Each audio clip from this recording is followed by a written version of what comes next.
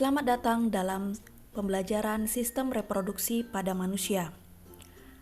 Proses biologis ketika organisme menghasilkan individu baru dari jenis mereka sendiri disebut dengan reproduksi. Reproduksi bertujuan untuk mempertahankan kelangsungan hidup. Untuk memahami tentang bagaimana mekanisme sistem reproduksi, maka orang harus mengetahui anatomi atau struktur dari sistem reproduksi. Dengan kita mengetahui, maka kita akan dapat memahami tentang organ reproduksi sehingga nantinya kita menjaga kesehatan organ reproduksi tersebut dan dapat terhindar dari penyakit. Adapun kompetensi dasar yang ingin dicapai yaitu 3.1. Menghubungkan sistem reproduksi pada manusia dan gangguan pada sistem reproduksi dengan penerapan pola hidup yang menunjang kesehatan reproduksi. 4.1. Menyajikan hasil penelusuran informasi dari berbagai sumber terkait kesehatan dan upaya pencegahan gangguan pada organ reproduksi. Adapun tujuan pembelajaran yang ingin dicapai yaitu 1. Siswa mengetahui anatomi reproduksi pada laki-laki dan wanita. 2. Mengetahui mekanisme pembentukan gamet. Dan yang ketiga, mengetahui pengaruh hormon dalam perilaku seksual.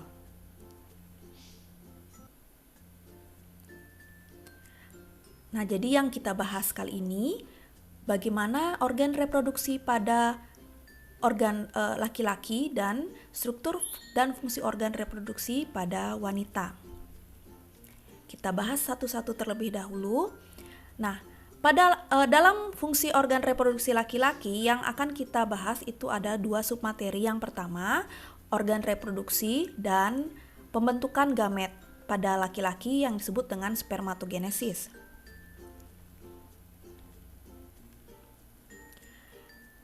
Organ reproduksi pada laki-laki itu dibagi menjadi dua, yaitu organ bagian luar dan organ bagian dalam. Organ bagian luar yang pertama yaitu penis.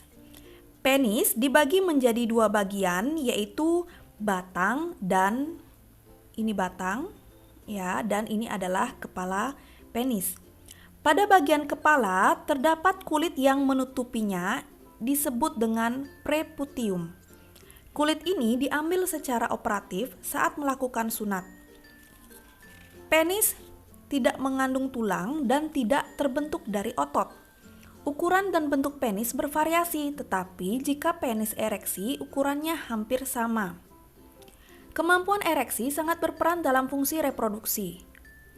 Pada bagian dalam penis terdapat saluran yang berfungsi mengeluarkan urin. Saluran ini untuk mengalirkan sperma keluar. Jadi, fungsi penis adalah sebagai alat kopulasi dan sebagai saluran pengeluaran sperma dan urin. Yang kedua adalah skrotum. Skrotum adalah kantong kulit yang melindungi testis dan berfungsi sebagai tempat bergantungnya testis. Skrotum berwarna gelap dan berlipat-lipat. Skrotum mengandung otot polos yang mengatur jarak testis ke dinding perut. Dalam menjalankan fungsinya, skrotum dapat mengubah ukurannya. Jika suhu udara dingin, maka skrotum akan mengerut dan menyebabkan testis yang lebih dekat dengan tubuh dan dengan demikian lebih hangat. Sebaliknya, pada cuaca panas, maka skrotum akan membesar dan kendur. Akibatnya, luas permukaan skrotum meningkat dan panas dikeluarkan. Jadi fungsi skrotum itu adalah menjaga suhu testis agar sesuai untuk produksi sperma. Kita lanjutkan ke organ reproduksi laki-laki pada bagian dalam. Pada bagian dalam, kita mulai dari testis. Testis disebut juga dengan buah sakar. Testis merupakan organ kecil dengan diameter sekitar 5 cm pada orang dewasa.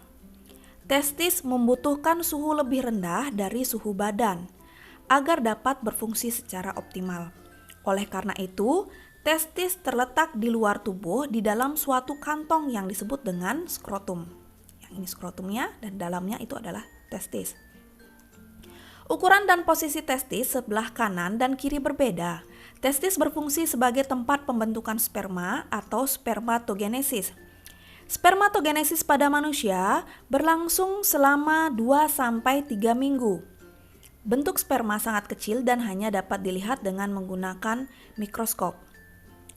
Testis juga memiliki tanggung jawab lain, yaitu membuat hormon testosteron. Hormon ini merupakan hormon yang sangat bertanggung jawab atas perubahan anak laki-laki menjadi dewasa. Misalnya, membuat suara laki-laki menjadi besar dan berat. Kemudian, hormon ini juga membuat tumbuhnya rambut pada bagian-bagian tertentu seperti ketiak, kemudian kaki, kemudian pada dada, dan sebagainya. Kemudian juga hormon ini membuat tumbuhnya jakun pada laki-laki. Yang selanjutnya yaitu epididymis. Epididymis itu adalah saluran yang keluar dari testis yang berbentuk seperti tanda koma. Jadi seperti yang ini dia. Ya, seperti tanda koma dengan ukuran kurang lebih 4 cm, berfungsi sebagai tempat penyimpanan sperma sementara. Selanjutnya yaitu vas deferens. Vas deferens itu adalah saluran panjang yang mengarah ke atas dan merupakan lanjutan dari epididymis. Fungsinya adalah menghubungkan epididymis dan uretra. Kita lanjutkan dengan uretra. Uretra itu adalah saluran yang terdapat dalam penis, merupakan akhir dari saluran reproduksi dan berfungsi sebagai saluran keluarnya sperma dan urin. Pada organ reproduksi laki-laki terdapat 3 organ yang menghasilkan kelenjar reproduksi. Yang pertama adalah kelenjar vesicula seminalis. Vesicula seminalis ini adalah bagian yang berbentuk seperti kantung kecil berukuran kurang lebih 5 cm yang terletak di belakang kantung kemih. Berfungsi menghasilkan zat-zat yang diperlukan untuk perkembangan sperma seperti fruktosa, hormon prostaglandin, dan protein pembekuan. Selanjutnya adalah kelenjar prostat. Kelenjar prostat ini adalah bagian yang berbentuk seperti kue donat yang terletak di bawah kantung kemih. Ini dia. Berfungsi menghasilkan cairan bersifat asam. Ya, fungsinya asam sitrat ini dia menghasilkan energi, kemudian juga menghasilkan enzim. Enzimnya berupa pepsinogen, lisosim, dan amilase. Selain itu juga menghasilkan seminal plasmin yang berfungsi sebagai antibiotik. Yang ketiga adalah kelenjar Cooper atau bulbouretra. Kelenjar ini merupakan bagian yang berbentuk seperti kacang yang terletak di bawah kelenjar prostat. Fungsi dari kelenjar ini adalah menghasilkan lender dan cairan yang bersifat basah dengan fungsi melindungi sperma dari sifat asam urin yang tersisa pada uretra. Jika kita lihat dari bagian samping, organ reproduksi laki-laki adalah seperti ini. Ya, dari luar itu adalah penisnya, ya. Kemudian ini adalah bagian skrotum. Ini adalah testis. Kemudian ini adalah vas deferens. Ini adalah epididymis. Kemudian kelenjarnya ada kelenjar vesicula seminalis, ada kelenjar prostat, dan yang terakhir ada kelenjar Cooper. Jika kita lihat dari depan seperti ini. Nah, ini adalah kantung kemih, ya. Ini bagian luar yaitu penis. Kemudian ini adalah uretra. Dan ini adalah vas deferens. Kemudian ini adalah epididymis.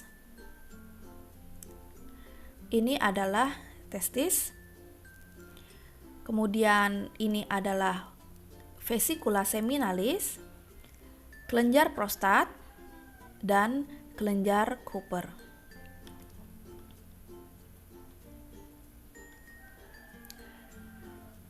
Kita lanjutkan dengan pembentukan sperma dalam testis. Secara sederhana, proses produksi sperma melalui langkah-langkah sebagai berikut. Ketika seorang anak laki-laki mencapai pubertas atau dewasa secara biologis pada usia 11-14 tahun, sel induk sperma atau spermatogonium menjadi diaktifkan oleh sekresi hormon testosteron. Masing-masing spermatogonium membelah secara mitosis beberapa kali untuk menghasilkan lebih banyak spermatogonium yang masing-masing berisi 46 kromosom atau bersifat diploid. 2N. Masing-masing spermatogonium terus melakukan pembelahan mitosis untuk menghasilkan sel anak, sedangkan sebagian lagi membesar menjadi spermatosit primer dan bergerak ke dalam lumen tubula seminiferus. Oleh karena pembelahan terjadi secara mitosis, maka spermatogonium dan spermatosit primer mempunyai 2N kromosom atau bersifat diploid. Spermatosit primer melakukan meiosis tahap pertama untuk menghasilkan 2 spermatosit sekunder yang berukuran lebih kecil dari spermatosit primer. Oleh karena membelah secara meiosis, maka spermatosit sekunder mempunyai 23 kromosom dan bersifat haploid. Spermatosit sekunder ini masing-masing memiliki 23 kromosom yang terdiri atas 22 kromosom tubuh dan 1 kromosom kelamin, Y dan X. Kedua spermatosit sekunder tersebut melakukan meiosis tahap 2 untuk menghasilkan 2 sel lagi yang juga haploid. Hasil pembelahan ini disebut spermatid yang tetap memiliki 23 kromosom dan diperoleh 4 spermatid. Spermatid kemudian akan mengalami perubahan bentuk atau diferensiasi menjadi spermatozoa tanpa mengalami pembelahan dan bersifat haploid atau N ini. Nah, perubahan bentuk ini dinamakan spermiogenesis. Selama spermatogenesis, sperma yang sedang berkembang itu secara berlahan didorong ke arah tengah tubula seminiferus dan menuju ke epididymis, tempat sperma untuk mendapatkan kemampuan bergeraknya atau motilitasnya.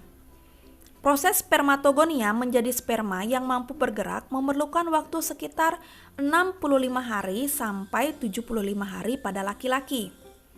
Semua tahap spermatogenesis terjadi karena adanya pengaruh hormonal dari sel Leydig dan hipofisis serta pemberian nutrisi dari sel-sel Sertoli. Jadi kita dapat ambil kesimpulan dalam spermatogenesis, yaitu yang pertama, spermatogenesis berlangsung di dalam testis.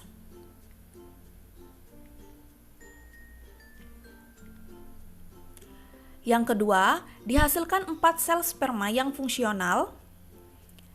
Yang ketiga, dimulai saat laki-laki mengalami pubertas.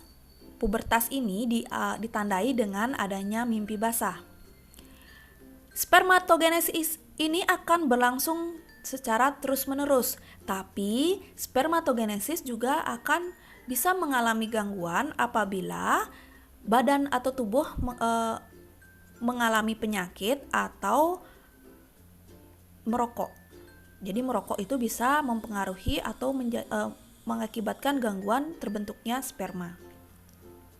Nah, bagaimana bentuk sperma? Seperti ini bentuk sperma, ya. Terdiri dari bagian kepala, bagian tengah, dan bagian ekor. Jadi bagian kepala ini terdapat nukleus, kemudian akrosom. Kemudian bagian tengahnya itu terdapat mitokondria, di mana mitokondria ini berbentuk spiral. Kemudian ekornya itu merupakan bagian dari membran plasma. Nah, demikian untuk organ reproduksi laki-laki. Sekarang kita lanjutkan ke struktur dan fungsi organ reproduksi pada perempuan. Yang kita bahas ini ada dua. Yang pertama organ reproduksinya, dan yang kedua adalah oogenesisnya. Organ reproduksi pada perempuan juga dibagi menjadi dua. Ada organ bagian luar dan ada organ bagian dalam. Nah, organ bagian luar itu kita bagi menjadi dua. Yang pertama ada vulva, kemudian ada labium. Vulva itu merupakan daerah yang menyelubungi vagina. Vulva terdiri atas mons pubis, labia, klitoris, daerah ujung luar vagina, dan saluran kemih. Mons pubis adalah gundukan jaringan lemak yang terdapat di bagian bawah perut. Daerah ini dapat dikenali dengan mudah karena tertutup oleh rambut pubis. Rambut ini akan tumbuh saat seorang gadis beranjak dewasa.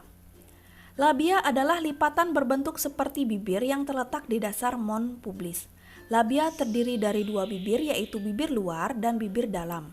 Bibir luar disebut dengan labium mayora, merupakan bibir yang tebal dan besar, sedangkan bibir dalam disebut labium minora, merupakan bibir tipis yang menjaga jalan masuk ke vagina. Pada vulva juga terdapat klitoris yang terletak pada pertemuan antara kedua labia minora dan dasar mons pubis.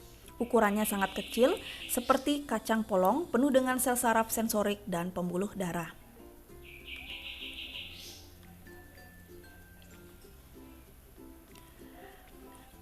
Untuk organ reproduksi perempuan, kita mulai dari dalam ya. Dari dalam itu adalah ovarium. Ya, ovarium ini adalah tempat menghasilkan ovum. Ovarium juga disebut dengan indung telur, di mana letak ovarium di sebelah kiri dan kanan rongga perut bagian bawah. Ovarium berhasil memproduksi sel telur jika wanita telah dewasa dan mengalami siklus menstruasi. Setelah sel telur masak, akan terjadi ovulasi, yaitu pelepasan sel telur dari ovarium. Ovulasi terjadi setiap 28 hari. Sel telur disebut juga dengan ovum. Yang kedua adalah infundibulum. Nah, infundibulum ini yang seperti ini ya.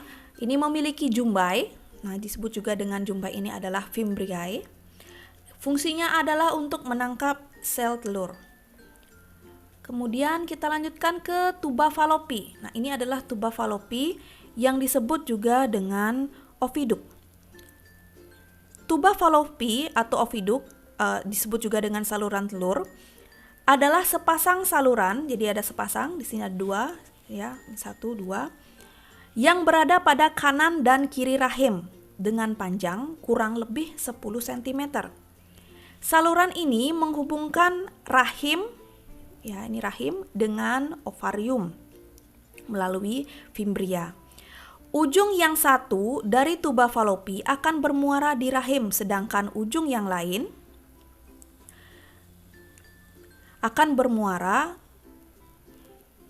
merupakan ujung bebas dan terhubung ke dalam rongga abdomen. Ujung yang bebas berbentuk seperti umbai dan bergerak bebas ini disebut dengan fimbria, berguna untuk menangkap sel telur yang dilepaskan oleh ovarium. Jadi ini ya fimbrianya ini ya. Dari fimbria, telur digerakkan oleh rambut-rambut halus yang terdapat di dalam saluran telur menuju ke dalam rahim. Selanjutnya yaitu uterus atau rahim. Rahim disebut juga dengan uterus. Alat ini memiliki peranan yang besar dalam reproduksi wanita. Rahim berperan besar saat menstruasi hingga melahirkan. Bentuk rahim seperti buah pir, berongga dan berotot. Sebelum hamil beratnya 30-50 gram dengan ukuran panjang 9 cm dan lebar mencapai 6 cm ya, jadi kurang lebih 6 cm sebesar telur ayam kampung. Tetapi saat hamil mampu membesar dan beratnya mencapai 1000 gram ya, atau 1 kilo ya. Rahim berfungsi sebagai tempat untuk perkembangan janin. ya dari embrio menjadi janin. Jadi ini adalah tempat berkembangnya embrio sehingga menjadi janin. Nah, pada uterus atau rahim itu terdapat 3 dinding, yaitu ada lapisan parametrium atau perimetrium, merupakan lapisan bagian luar dan yang berhubungan dengan rongga perut. Kemudian ada lapisan myometrium, merupakan lapisan yang bagian tengah yang berfungsi mendorong bayi keluar pada proses persalinan atau kontraksi. Dan yang ketiga ada lapisan endometrium, ini bagian dalam. Ya, merupakan lapisan dalam rahim tempat menempelnya sel telur yang sudah dibuahi. Nah, lapisan ini terdiri atas lapisan kelenjar yang berisi pembuluh darah dan juga tempat di mana menempelnya plasenta. Jadi plasenta atau ari-ari ya.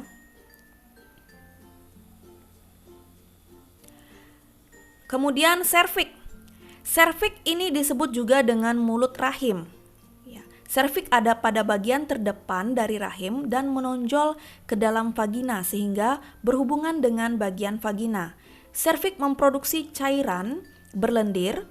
Jadi pada sekitar waktu ovulasi, mukus ini menjadi banyak, elastis dan licin. Hal ini membantu spermatozoa untuk mencapai uterus. Saluran yang berdinding tebal ini akan menipis dan membuka saat proses persalinan dimulai. Jadi fungsinya itu yang pertama adalah mengalirkan darah ke vagina saat menstruasi, mengarahkan sperma ke rahim dan mendukung kepala janin saat dilahirkan. Kemudian organ yang paling luar ya, yaitu vagina. Vagina adalah saluran yang elastis, panjangnya sekitar 8 sampai 10 cm dan berakhir pada rahim. Vagina dilalui darah pada saat menstruasi dan merupakan jalan lahir. Karena terbentuk dari otot, vagina bisa melebar dan menyempit. Kemampuan ini sangat hebat, terbukti pada saat melahirkan, vagina bisa melebar seukuran bayi yang melewatinya.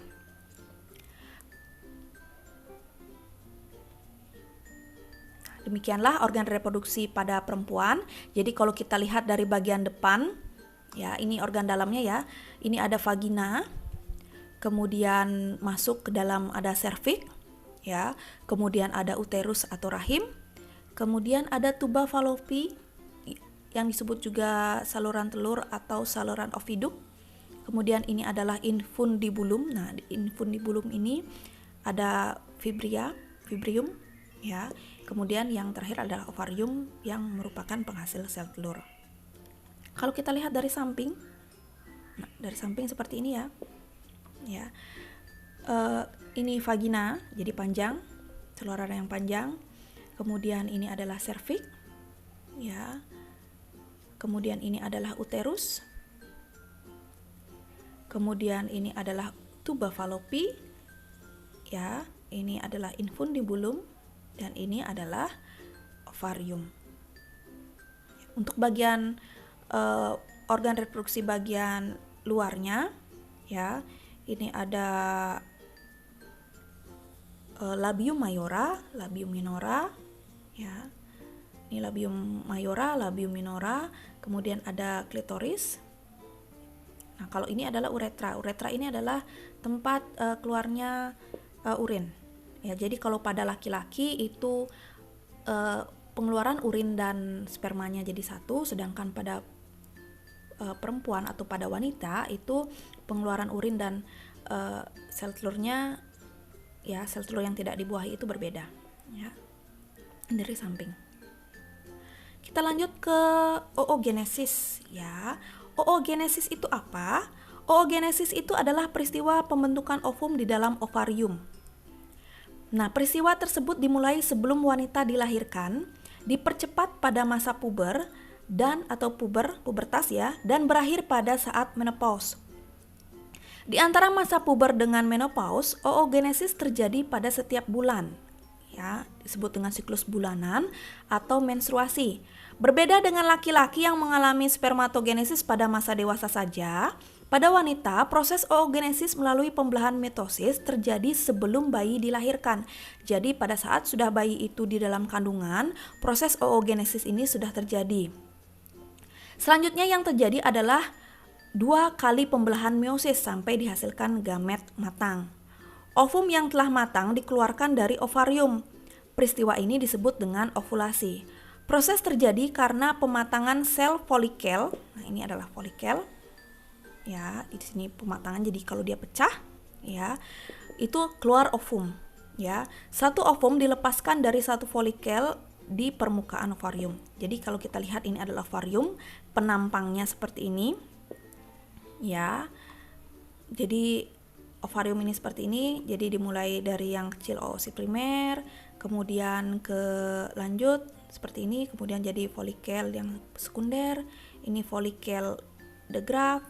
Nah, kemudian pada saat dia kalau menstruasi atau ovumnya keluar, maka dia akan folikel ini akan pecah. Ini folikelnya. Ya. Inilah dia ovumnya.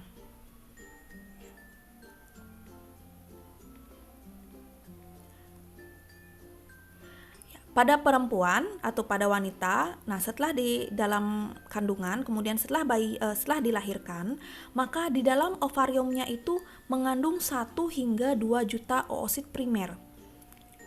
Seiring berjalannya waktu, ya,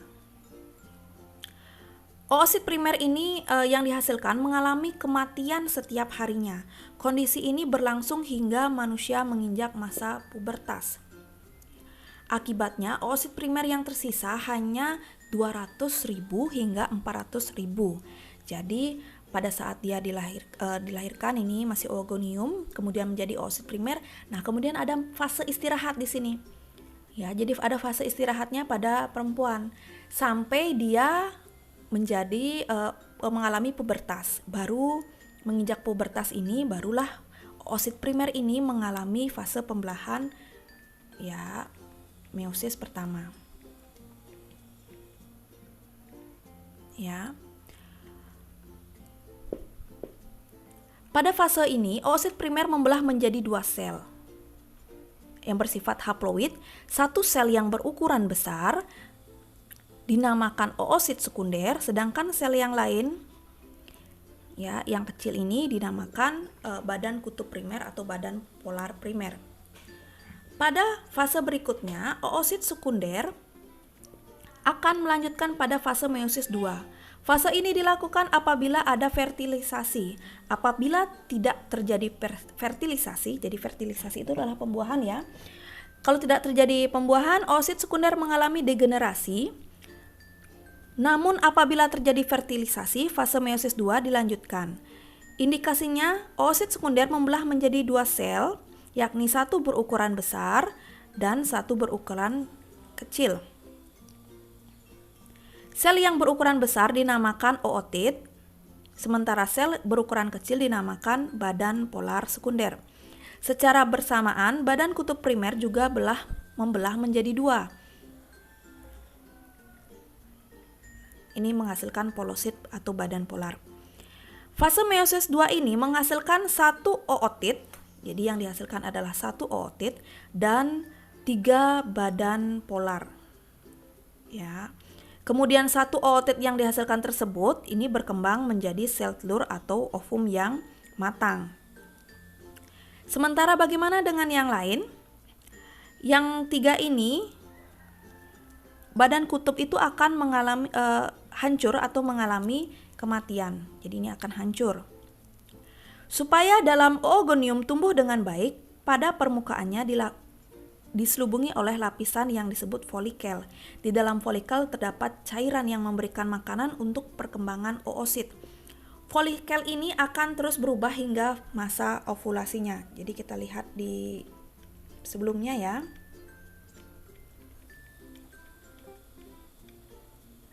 Nah, ini dia. Di dalam folikel itu terdapat cairan. Ya, ini folikel, ya, terdapat cairan, ya, yang memberikan makanan untuk perkembangan oosit. Folikel ini terus berubah hingga masa ovulasi. Awalnya oosit primer diselubungi oleh folikel primer, selanjutnya folikel primer berubah menjadi folikel sekunder. Kemudian folikel sekunder ini membungkus oosit sekunder atau pada fase meiosis 1. Ya. Kemudian setelah itu folikel sekunder berubah menjadi folikel tersier hingga folikel de Graaff. Jadi ini ya, primer, folikel sekunder, kemudian menjadi folikel de Graaff atau folikel yang matang. Nah, folikel de Graaff tersebut terbentuk saat masa ovulasi. Kemudian oosit sekunder lepas dari folikel dan segera folikel menjadi korpus luteum akan menjadi korpus albikan jika sel telur tidak ada yang membuahi. Nah, beginilah dari proses oogenesis. Ya, jadi pada saat oogonium dan oosit primer ini terjadi saat bayi masih dalam kandungan, tapi dia akan mengalami fase berhenti di sini, ya. Sel telurnya akan mati hingga akhirnya mencapai 200.000 hingga 400.000. Nah, setelah itu baru dia akan mengalami meiosis lagi, ya, dimulai pada masa pubertas hingga menopause. Jadi ovum itu akan terbentuk dan ada fase istirahatnya. Fase istirahat terjadi setelah bayinya itu dilahirkan, ya, itu ada fase istirahat. Kemudian terbentuk lagi setelah dia mengalami pubertas.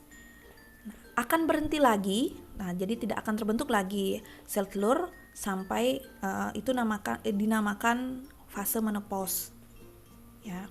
Jadi kalau kalian punya ibu, ya, kalau sudah tidak menghasilkan sel telur lagi, nah itu disebut dengan menopause, ya, tidak menghasilkan ovum lagi. Nah, dari